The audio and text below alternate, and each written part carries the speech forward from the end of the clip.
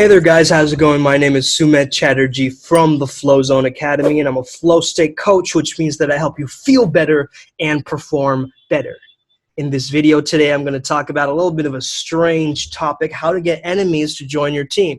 Now you might be saying, forget my enemies, I don't want them to join my team, but sometimes we're going to have to create relationships with adverse situations, adverse people, disagreeable people, people that we don't like. And it's quite difficult to do so at times because we let our own beliefs, our own ideas, our own causes start to shift and distort and almost glitch the actual participation with somebody else. So the first thing I want you to notice is this human-to-human connection, okay? I want you to imagine that person in their life that they've had, okay? So from the time they were a baby to the time that they are now. What shifted them? What made them act in that particular way? What made them get those dispositional factors of being unfriendly to you or whatever? What in you is triggering them? Okay, start to understand this slowly, and you will slowly start to understand it's not a business-to-business interaction. It's not a teammate-to-teammate interaction. It's not a friend-to-friend either. It's just a human-to-human. Okay, it's not an enemy-to-enemy either. It's just human-to-human. When you make that first initial shift, then we can start working. Okay, so how to get enemies to join your team? Very good question.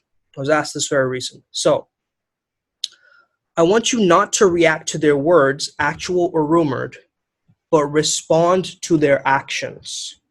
Respond to their behavior. Okay, oftentimes we take words as very, very serious, but for words, we say words in the heat of the moment. We say words when we don't really mean it at times, and it comes out in an unhealthy way. But hey, we still remember those words that might have cut sharp and hurt us in the past as well. So start to understand not to react to the words itself, but to respond to the behavior and the actions that you are actually seeing. You cannot see them 24/7. You don't know what they're doing all the time. There's an uncertainty there, but coming from this idea of responding rather than reacting, calmly explaining instead of complaining, then you can start making some headway, okay? So the next thing is emotional currency. Use your emotional currency for you and not against you. If they're your enemy, you probably have a lot of emotions there too. Otherwise, why are you using that word? You see what I'm saying? So there's this thing that's more dangerous than enemies, which is frenemies at times, right? They are your friends, but they're actually doing things behind your back and like actually sabotaging you, right? So you want to have actual people you can convert to from enemies to friends rather than frenemies, which is this weird in-between zone where it's like you're not very sure and you're not very, that will take some extra effort in order to convert them into just a friend and just an enemy, but it requires very clear and pure channel of communication between you two, right? So emotional currency, and the reason I say that is because you notice this enemy to lover trope in so many movies and TV shows. Spoiler alert, you might want to close your ears or mute this right here, but for the show Never Have I Ever, okay, that's the case. And it's very common, right? You see this all the time, like, oh man, love and hate are in this kind of polarity of like, you hate them so much, but you can use that fuel from that hate to sort of, it's like two sides of the same coin. It can easily flip to a very other intense type of emotion, which is that love, right? Now, obviously, I'm not saying this works for everybody, right? Certain people are just disagreeable in nature and not really meshing with your personality type or your issues or your cause, right? Let's say that you have a cause, you have a movement, you have a business, you have something that you're doing by yourself, and you want people who are not really like you to help you or join forces with you. So you want to almost see it like a superhero team, right? Everybody has their own skill sets. So give credit where credit is due. Maybe they have a skill set or something that they do very well that you actually want to capitalize on and be able to notice and zoom in on. So give them that compliment of what they already do well, right? And when you are trying to change them around, you want to praise them, but then also like sort of, you've got to use a bit of tact here. Okay, this is not manipulation, this is tact, simply tact. A lot of politics in certain situations, with the right kind of tact, you can make it in any kind of industry. But with no tact at all, if you're just going in like just, no paddle, right? And you're in the boat. You're just like, oops, I'm here. No preparation, then it's going to really skew you into a different direction. So my advice to you would be to have a neutral territory where you both meet. If you're inviting them, invite them to a restaurant where you can speak to them more easily, or some place that has no kind of emotional triggers for you. Don't invite them to your own home, and don't go to their home, or don't mix territories, right? Animals find danger in this like if you go to that person's territory, they have the control of that space, right? If you come, if they come to your territory and if you go to their territory, it's this kind of weird vibe.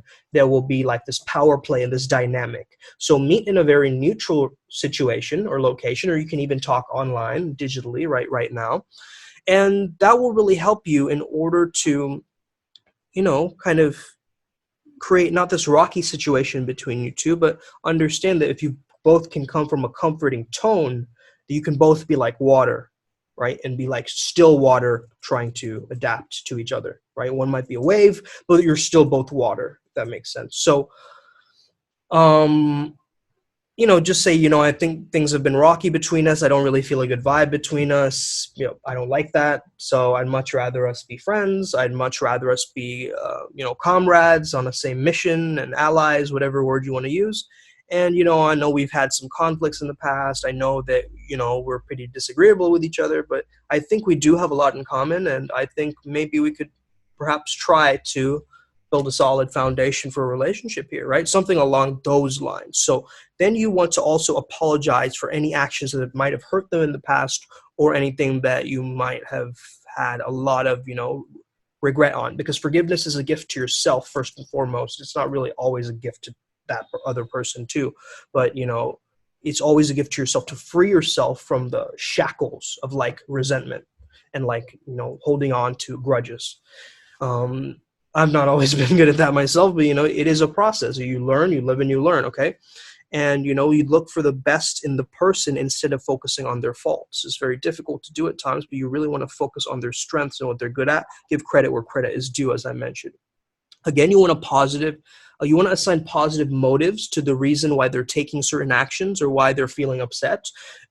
We always assume in other people, like especially if we have a bad cloud over their heads and we have this bad idea about them. Let's say that your friend told them that he's a weird person, like stay away from this guy. Like you have already that cloud of judgment over your head looming, and so that will trickle in and poison the way that you see this person. So try and see them from a neutral standpoint, and just be able to not make assumptions about them based on what other people have said or rumors that other people have said, but just try and speak to them from that human to human basis, right?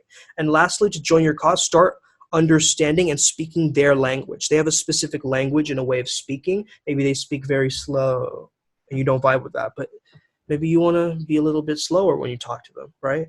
Maybe they speak very fast and they're very rapid and they're kind of this like go, go, go mentality, right? You want to adopt maybe a bit of a faster approach with them, right? So understand their language, understand their planet, where are they coming from, right? We have all these metrics in psychology, right? Background, where this person is from, what is their physical archetype, all these different things, these tools, these maps. So if you can make discernments about them, not judge them, right? I'm not telling you to judge them, but get curious about them instead of judging them, right? So instead of going with that immediate judgment, it's like, I'm curious about this person. I wonder why they're acting like this. It's kind of interesting. I bet they've been through a lot and I understand their perspective a little bit clearer now.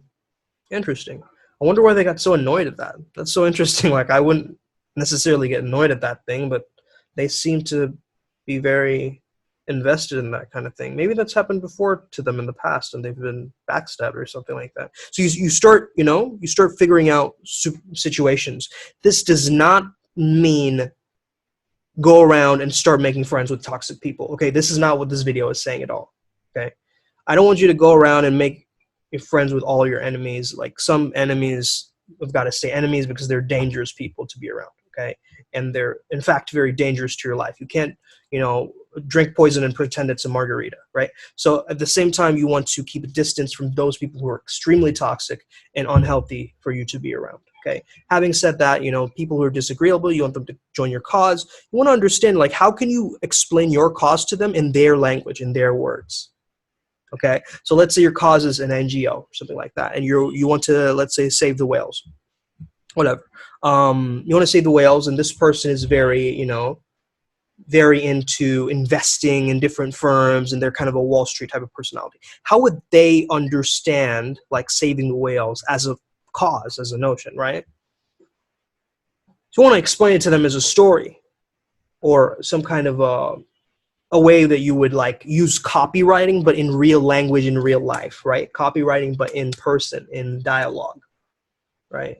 So copy wording, I guess you could call it, right? But persuasive speech, so that, you know, what happens is, we as human beings, we go so far down the edge that, you know, we start to actually spend a lot of our resources when we are saving these animals into weird ways. And actually, a lot of the fishermen, what they do is they take the profits from there and they actually make it their own. So instead of those people, we got to make the right kind of investment choices to invest in these whales.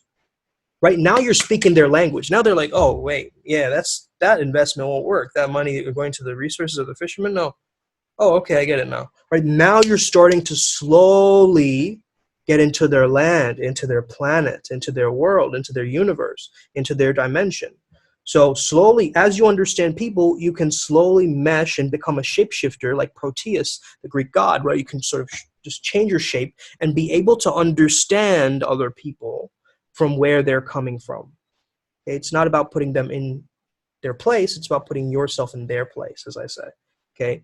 And if you are interested in more kinds of tools for communication like this, especially fluid communication, avoiding conflict or altercations, moderation and mediation between people, and communication styles, I would highly recommend you check out my course on Udemy. It's called Verbal Vinyasa, and it's the art of fluid communication, and hopefully that helps you gain much more of a expertise on that topic.